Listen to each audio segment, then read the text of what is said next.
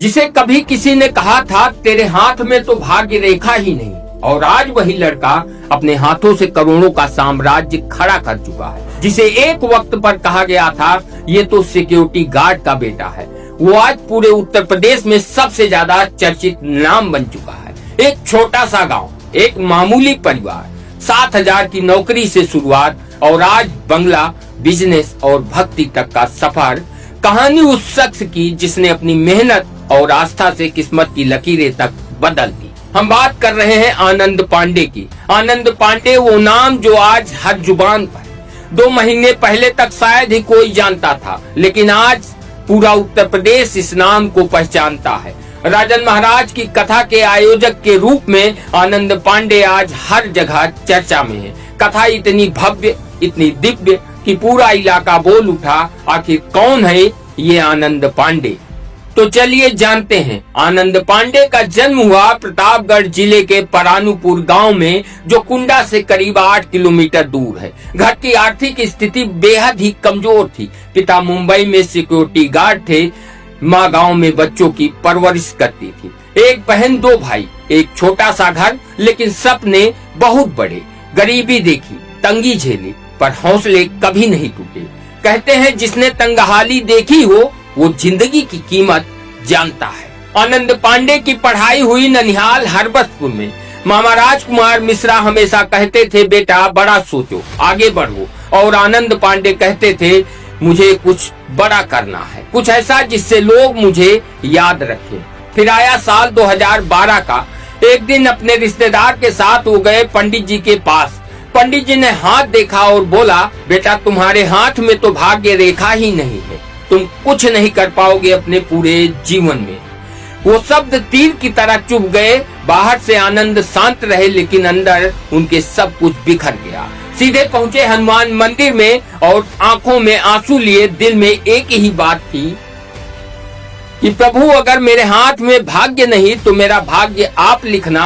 आज से मेरा जो कुछ भी है सब आपका है, नाम सम्मान सब आपका। और उसी दिन शुरू हुई एक नई कहानी, आनंद के सफलता।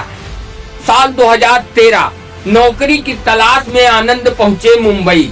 एक पर्ची के जरिए बैंक में एक छोटी सी नौकरी मिली और सैलरी थी मात्र 7,000 रुपए प्रति माह। काम था लोन लेने वालों की फाइलों को तैयार करना, धूप, भीड़, ट्रैफिक, लेकिन हर दिन कुछ नया सीखने को मिल रहा था आनंद पांडे को। आनंद पांडे बैंक में नौकरी तो कर रहे थे, लेकिन मन में सुकून नहीं था, क्योंकि एक तरफ छोटा भाई तो दूसरी तरफ बहन की शादी की जिम्मेदारी, और घर की हालत अभी भी बेहद ही कमजोर थी।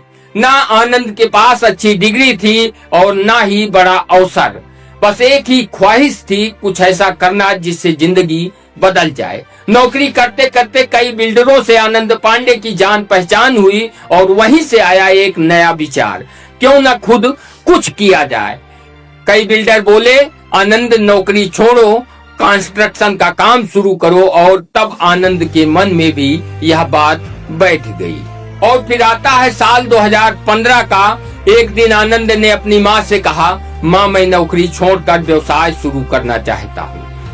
तो आनंद पांडे की माँ ने बोला बेटा नौकरी छोड़ दोगे तो क्या करोगे, ना तो तुम्हारे पास पैसा है और ना ही तुम्हारे पास तजुर्बा। लेकिन आनंद के भीतर कुछ और ही चल रहा था। 2 महीने तक आनंद पांडे असमंजस की स्थिति में रहे। फिर एक दिन उन्होंने नौकरी छोड़ने का निर्णय लिया। नौकरी छोड़ने की बात आनंद पांडे ने अपनी माँ से भी नहीं बताया।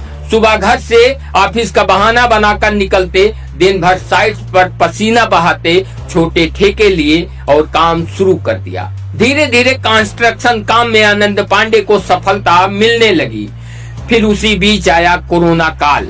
जब पूरी दुनिया पूरी तरह से ठप हो चुकी थी तो आनंद पांडे सफलता की एक नई कहानी लिख रहे थे। कई बार आनंद के सामने जटिल समस्याएं भी आई, लेकिन आनंद पांडे ने हार नहीं मानी।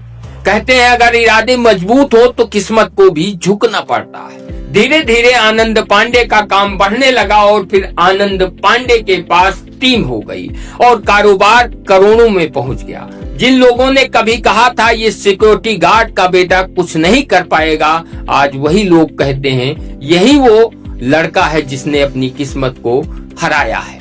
परानुपुर गांव जहां आनंद पांडे का बचपन बीता था, एक कच्चे से घर में, वहीं आज आनंद पांडे ने करोड़ों रुपए खर्च करके महल जैसा घर बनवा लिया। आनंद पांडे का घर आज गांव की पहचान बन चुका है। जो भी आनंद पांडे के घर को देखता है तो बस उसकी जुबान पर केवल एक शब्द निकलता है, ये तो किसी राजा का महल लगता है। लेकिन असली बात ये है, आनंद पांडे आज भी वही सादगी भरे इंसान है जो कभी मंदिर में बोले थे, प्रभु भाग्य आपका। और जब आनंद पांडे का बिजनेस स्थिर हुआ तो उनके भीतर भी वही आस्था फिर से जगी। अब कुछ ऐसा करना है जो धर्म और समाज दोनों के काम आए। उन्होंने संकल्प लिया राजन महाराज की कथा करवाने का परानुपुर गांव में। पहले महाराज ने उन्हें समय नहीं दिया, लेकिन आनंद पांडे ने हार नहीं मानी, लगातार प्रयास किया और आखिरकार कथा परानुपुर में शुरू है। कलश यात्रा में इतनी भीड़ थी कि परानुपुर गांव से लेकर सिंगबेरपुर तक में लाखों की संख्या में लोग इस कलश यात्रा में शामिल हुए और हेलीकॉप्टर से पुष्प वर्षा हो रही थी। प्रयागराज का श्रृंगबेरपुर वही स्थान है जहां कभी वनवास जाते समय प्रभु राम, लक्ष्मण और सीता सहित इसी स्थान से गंगा को पार किया था। प्रभु श्री राम के मित्र निषाद राज की राजधानी थी श्रृंगबेरपुर, जिसे लोग आज भी निषाद राज के नाम से जानते हैं। आज परानुपुर गांव में राजन महाराज की कथा में लाखों की संख्या में लोग आ रहे हैं कथा सुनने के लिए, और सिर्फ कथा सुनने नहीं बल्कि आनंद पांडे को देखने और मिलने के लिए। आनंद पांडे से मिलने के बाद कोई उनको माला पहनाकर स्वागत करता है तो कोई उनके साथ सेल्फी खिंचवाकर। जिसे कभी कहा गया था तेरे हाथ में भाग्य रेखा नहीं, वही आज लोगों के लिए प्रेरणा बन चुका है। आनंद पांडे से मिलने के बाद लोग कहते हैं धन्य है वो माता पिता जिन्होंने आनंद पांडे जैसे बेटे को जन्म दिया। आनंद पांडे सिर्फ एक नाम नहीं, एक प्रेरणा, एक कहानी है जो बताती है कि भाग्य नहीं, विश्वास और आपकी मेहनत सब कुछ बदल सकता है। अगर आपको भी आनंद पांडे की कहानी ने प्रेरित किया तो कमेंट में लिखिए जय हनुमान और बताइए आप ये वीडियो उत्तर प्रदेश के किस जिले से देख